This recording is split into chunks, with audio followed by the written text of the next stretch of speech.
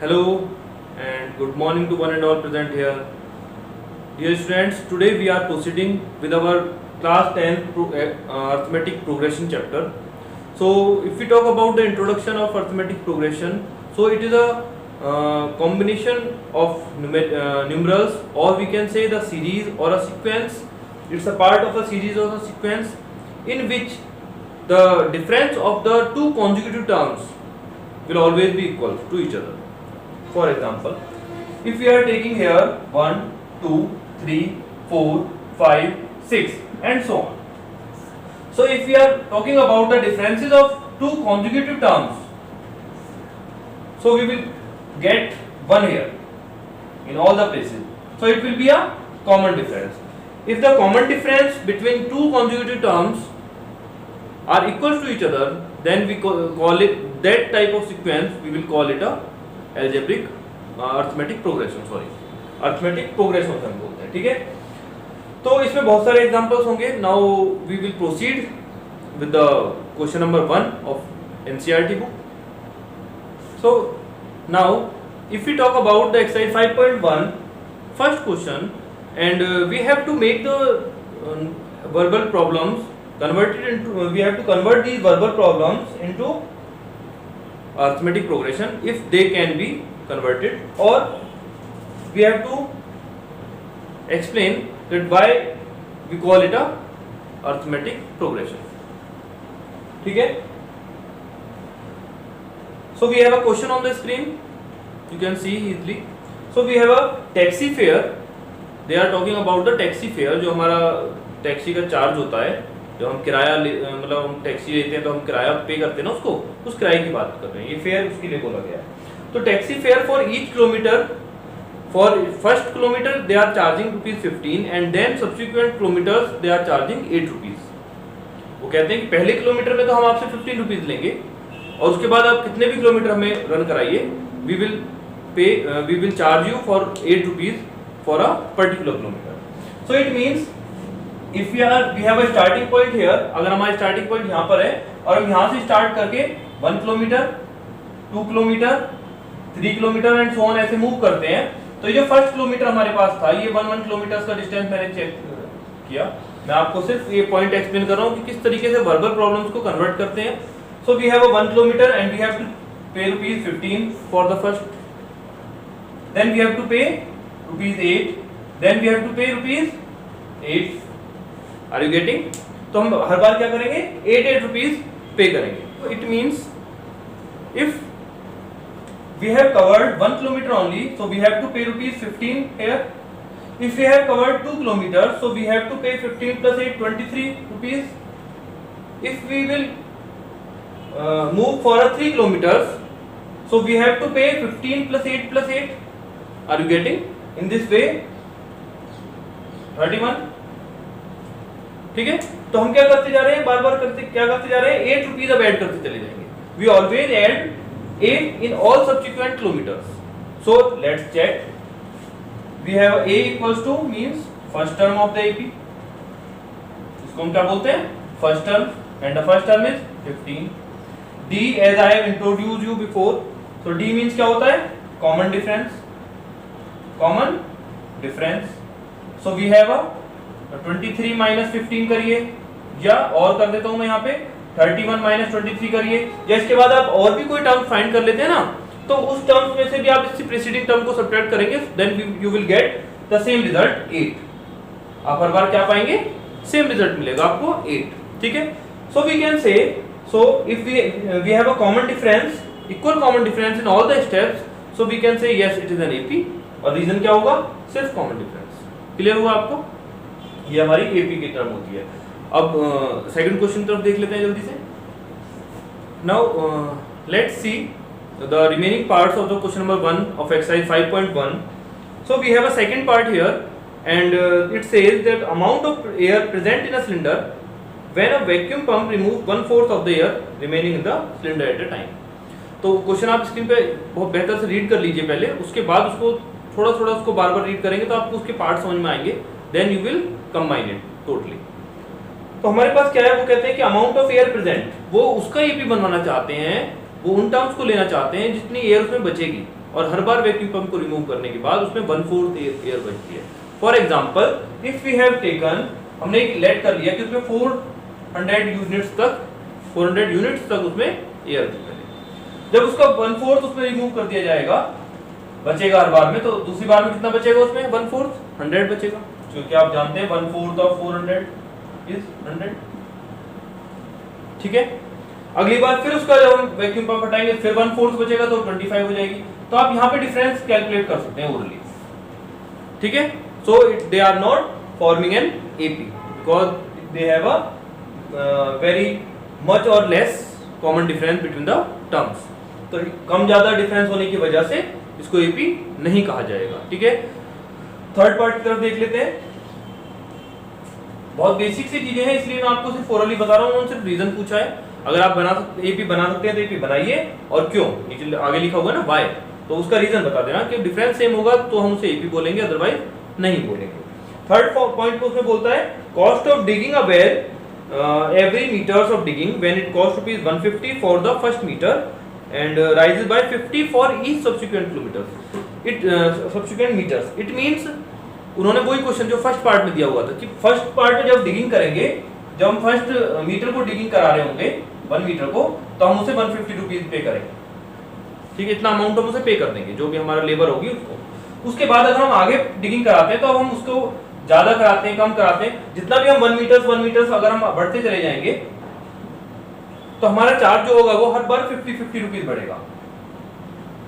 जब वो subsequent kilometre इस तरीके से आपको दिखाई देगा तो कहीं ना कहीं आप एकदम से पहचान लेंगे कि yes it should be there, AP यहाँ पे बन सकती है। तो हम क्या करेंगे, यहाँ पे आप बना के देख लीजिए 150। अब आपने अगर मान लीजिए 2 मीटर डिगिंग कराई है, डिगिंग माने क्या होता है खोदना, आपने लेबर को लगाया हुआ है और आपने कहा उससे कि 2 मीटर तक आपको खुदाई करनी है। अब जब ये 2 मीटर तक खोदेगा तो 150 प्लस 50 कितने रुपए देने होंगे आपको 200। फिर अगर आपने 3 मीटर्स के लिए उसको डील करिए उसके साथ तो कितना हो जाएगा वो 250, देन कितना हो जाएगा वो 300 एंड सो ऑन। इस तरीके से वो आगे बढ़ते चला जाएगा। तो it means we have a common difference of 50 with each steps. Okay, so we can say yes it is forming an AP. तो आप इसमें रीजन लिख दीजिएगा। Now come to the last part, ये आपका सी पार्ट था, and now come to the last D part.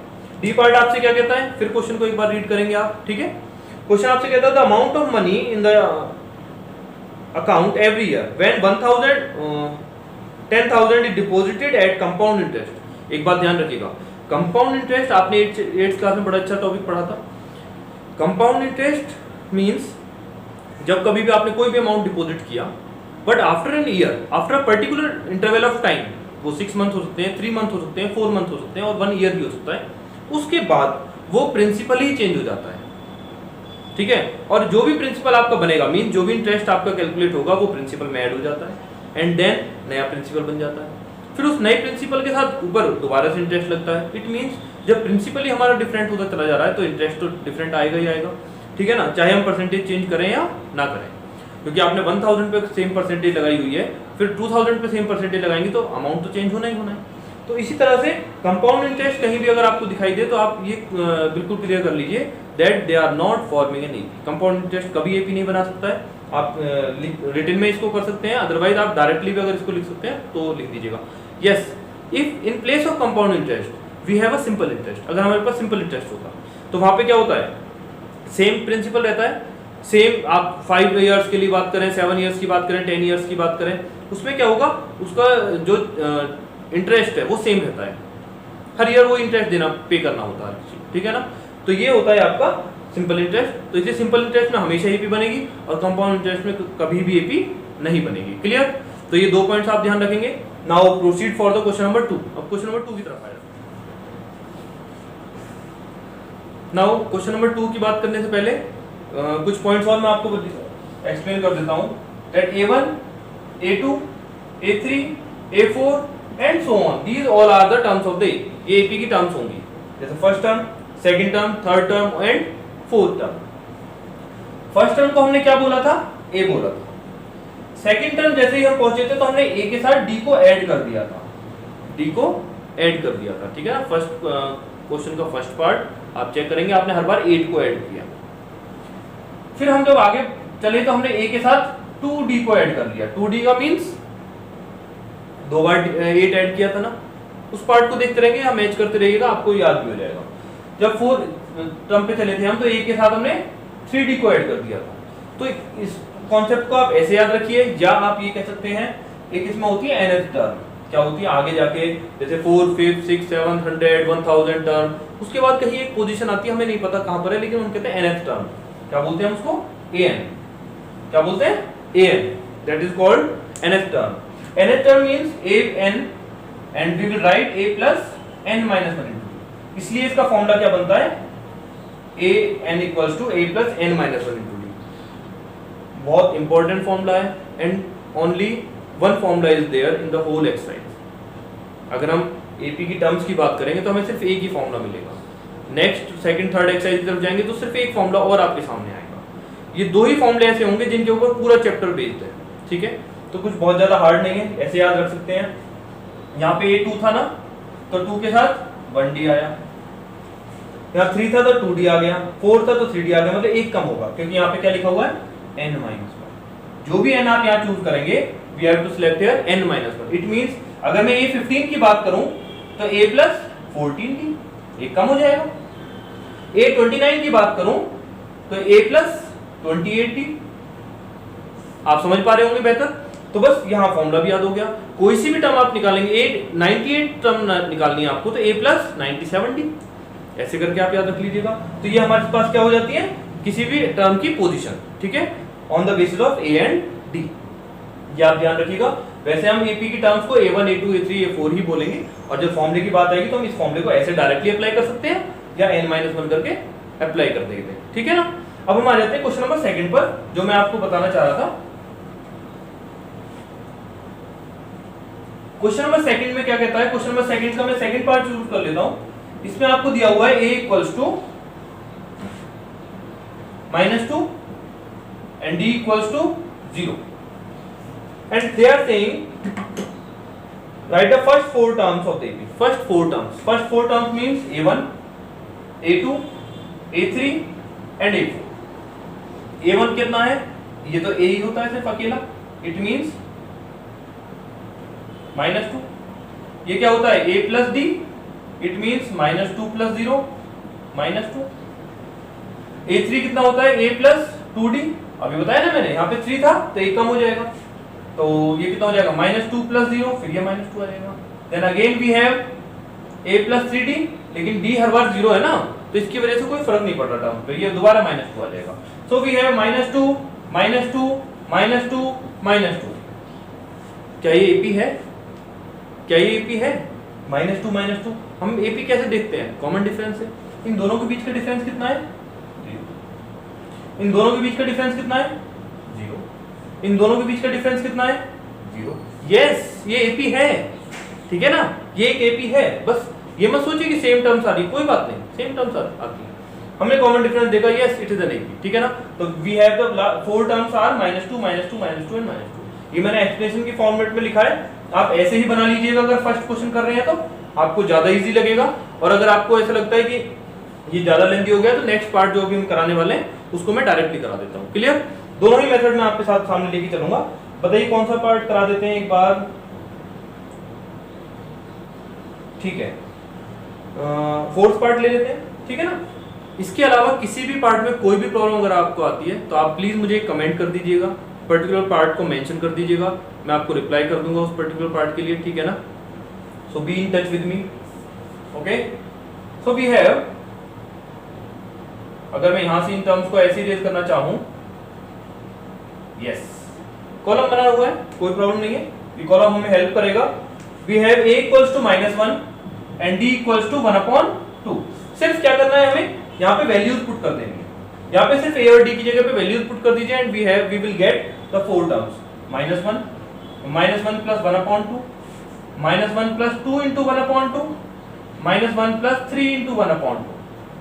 Clear, ऐसे करके सॉल्व कर लीजिए। So we have -1 remains here, -1 में से 1/2 करेंगे हम तो कितना आ जाएगा, ये -1/2। देन ये हो जाएगा 2 से 2 cancel, 0। Then we will get 1/2, ठीक है। तो हमारे पास टर्म क्या होंगे, -1 -1/2, 0, 1/2 और we will proceed for the further terms. तो but we are getting here 4 terms here, ये 4 टर्म्स हमें मिल जाएंगे। क्लियर हो जाता है बेटा? इस तरीके से करिएगा। थर्ड पार्ट की तरफ आ जाते हैं। थर्ड क्वेश्चन में क्या है? In the following APs write the first term and the common difference. First term and common difference आपको फाइंड करना है। तो फर्स्ट टर्म देख लेते हैं अभी।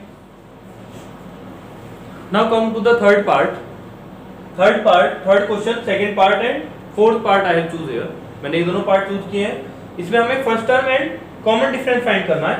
सो first term means here we have first term, so -5 will be the first term of this AP and the common difference means यहाँ पे ये क्या था? A1, A2, A3, A4। Difference क्या होता है? A2 minus A1 या A3 minus A2, A4 minus A3। It means ये क्या कर रहे हैं हम? इसमें से माइनस कर लो तो भी डिफरेंस आ जाएगा, इसमें से माइनस कर लो तो भी डिफरेंस आ जाएगा, इसमें से माइनस कर लो तो भी डिफरेंस आ रहा है। क्लियर? कोई सी भी एक एपी, क्योंकि उन्होंने बोल दिया कि एपी तो ये है, तो हमें चेक नहीं करना है, हर स्टेप को सॉल्व नहीं करना। मैंने कहा कोई सी भी एक स्टेप, 2 टर्म्स ले लीजिए और सब्ट्रैक्ट कर दीजिए, ठीक है ना? मैंने ये बार-बार लिख दिया तो इससे कंफ्यूज मत होना आप, मैं बता रहा हूं आपको। अगर उसने कहा चेक करिए तो हमें हर स्टेप को चेक करना होगा। अगर उसने हमसे कहा कि एपी तो ये है, डिफरेंस बताओ क्या होगा, तो हम कोई सी भी 2 टर्म को, कॉन्जिक्यूटिव टर्म्स को लगातार टर्म्स में सब्ट्रैक्ट कर लेंगे। सो वी हैव 4 हियर, -1 -5 4, 3 -1 4, 7 -3 4, ठीक है? a इक्वल्स टू यहाँ पे 0.6 क्लियर हो जाता है फर्स्ट टर्म आपकी। डिफरेंस की बात करेंगे तो इसमें से माइनस करेंगे 1.1, दैट्स इट। इस तरीके से आपको करना है common difference. Now come to the question number 4। Question number 4 last question of exercise 5.1। Which of the following are APs. वो कहते हैं एपी कौन सी है, ठीक है? डिफरेंस फाइंड करना होगा। Clear? If they form an AP, अगर वो एपी होती है, कोई सी पर्टिकुलर पार्ट को आप सॉल्व कर रहे हैं, अगर एपी आता है, एपी की कंडीशन फॉलो होती है, मींस कॉमन डिफरेंस सेम आ जाता है, then we can say we have to find 3 more terms. उसके आगे की 3 टर्म्स और फाइंड करनी है। क्लियर? तो मैं यहाँ पे बहुत सारे पार्ट्स दिए हुए हैं, हालांकि नेक्स्ट पेज पर भी बहुत सारे पार्ट्स हैं। मैं कुछ सिलेक्टेड पार्ट्स ले लेता हूँ और बाकी रिमेनिंग पार्ट्स में से कोई इशू है तो आप मुझे बता दीजिएगा। क्लियर? कमेंट्स का बॉक्स खुला हुआ है आपके लिए, आप रेगुलर टच में रहना चाहते हैं तो। सेकंड पार्ट से स्टार्ट कर देते हैं, ठीक है? सेकंड पार्ट से सेकंड पार्ट हमारे पास है 2, 5/2, 3, 7/2 एंड सो ऑन। वो कहते हैं क्या ये एपी बनाता है? तो हम कहते हैं हम फर्स्ट टर्म को देख ही नहीं रहे, हम डिफरेंस देख लेते हैं डायरेक्ट। डिफरेंस क्या होगा हमें, लेकिन एक बार नहीं, हमें कई बार करके देखना होगा। तो हम क्या करेंगे, पहले 5/2 - 2 करेंगे तो इट विल बी 1/2, ठीक है? फिर हम दोबारा से करेंगे और 3 - 5/2 करेंगे अगर हम, तो फिर 1/2, ठीक है? और आगे करके देखना चाहते हैं आप तो 7/2 - 3 करेंगे तो अगेन यू विल गेट 1/2। आपको हर बार क्या मिलेगा? 1/2। तो ये 1/2 it means yes they are forming an AP. AP बना रहा है। हमारे पास कितनी टर्म्स हैं यहाँ? 4 टर्म्स हैं। आगे की हमें 3 टर्म्स और फाइंड करनी होंगी। It means A5, A6 and A7, ये 3 टर्म फाइंड करनी है। A5, A6 एंड A7, ये 3 टर्म हमें आगे की फाइंड करनी है। तो A और D कितना आया था हमारा, हम यहाँ लिख सकते हैं A इक्वल्स टू हमारे पास 2 है और D हमने अभी फाइंड किया 1/2 आ रहा है हर बार। तो A5 मींस क्या होता है? A + 4D, A + 5D and A + 6D। A + 4D, तो आप 4 टर्म देखो, इसमें 2 चीजें हैं। आप ये कहते हैं सर हर बार 1/2 ऐड कर लीजिए ना, +1/2 कर लीजिए, अगली टर्म आ जाएगी, फिर दोबारा +1/2 कर लेना, फिर अगली टर्म आ जाएगी। ये भी बहुत बढ़िया है। और आप यहाँ पे A और D की वैल्यू पुट करते हैं तो भी सेम मेथड आएगा, ठीक है ना? तो अगर मैं फोर्थ टर्म में 1/2 ऐड करता हूँ तो कितना आएगा? तो हम लिख सकते हैं A4 + D, A5 + D और A6 + D। ये दोनों ही बातें ऐसे कर सकते हैं। तो फोर्थ टर्म कितनी थी? 7/2, उसमें 1/2 ऐड कर दिया। फिफ्थ टर्म कितनी थी? पहले इसको फाइंड कर लेते हैं कितनी आ रही है। ये आ जाएगी 4। देन 4 में फिर 1/2 ऐड करेंगे हम, तो आगे क्या आएगा? 4 + 1/2 9/2। उसके बाद फिर आप 1/2 ऐड करेंगे, कितना आ जाएगा? 10 आ जाएगा। सो 4, 9/2 and 10 will be the 3 more terms of this AP। Clear हो गया। तो आप यहाँ पे ए और डी की वैल्यू पुट करते हैं ये वाले, तब भी सेम आएगा। आप कहेंगे सर a प्लस 4d करिए, a का मतलब 2, 4 इंटू 1/2 कितना आएगा ये 4। क्लियर। तो इस तरह से दोनों ही मेथड से सेम आंसर आने वाला है, ऐसा कुछ नहीं है। क्लियर। तो आप या तो आप टर्म में डिफरेंस को ऐड करते चले जाइए या फिर फॉर्मूले को अप्लाई करिए। ये दोनों ही चीजें आप जैसे जैसे प्रैक्टिस करेंगे आप कमांड हो जाएगी आपकी। तो हमारा फर्स्ट चैप्टर कंप्लीट हो जाता है फर्स्ट एक्सरसाइज।